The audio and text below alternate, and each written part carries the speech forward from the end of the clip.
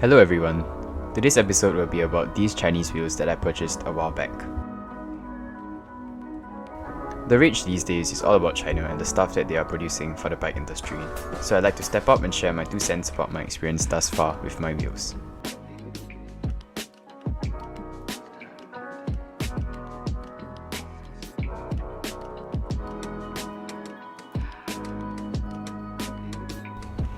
So these wheels are a rim brake version, costing me about 400 Singapore dollars total, which is roughly $300 or 250 euros for international viewers, inclusive of the goods and services tax incurred here in Singapore.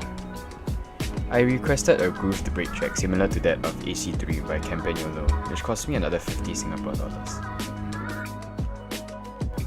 In the box came the wheels, brake pads, quick release skewers, and 3 spare spokes, which is nice to see at this price point in case of any spoke breakage in the future, although that hasn't happened to me just yet.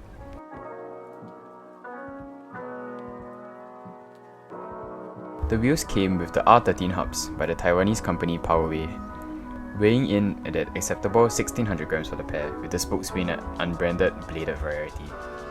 Something interesting to note is the customizability of the wheels, as I am able to choose between different carbon weaves, whether the surface finish is matte or glossy, as well as the brake track which I mentioned beforehand.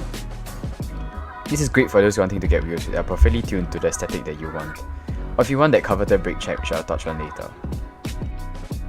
So far, the wheels have felt extremely solid. Braking is good in both dry and wet, with the machine brake check being extremely useful when I'm caught out in the rain in improving the initial bite of the brakes. The wheels roll smooth, and I did have to replace the front bearings, although that was a bit of user error, where I simply left my bike out exposed to elements, causing them to rust and go gritty. The free hub is nice and loud as well, for those who love themselves a noisy hub.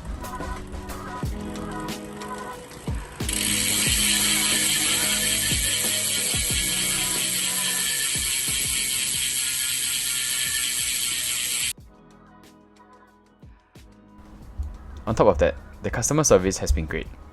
The sellers respond fast, accommodating any of the customizations that you might want.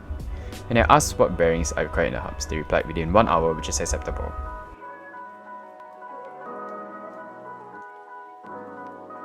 Some things that I have to gripe about is the noise caused by the brake check during braking.